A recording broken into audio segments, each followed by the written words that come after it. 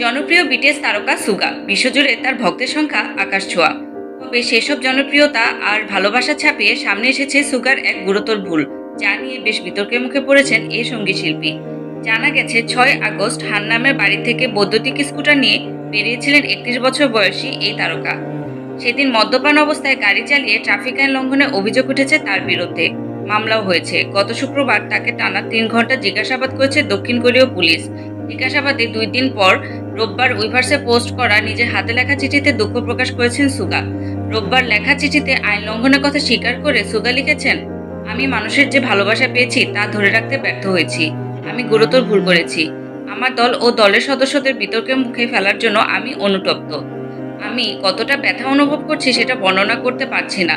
আমি বিটিএস এর ভাবমূর্তি ক্ষুণ্ণ করেছি।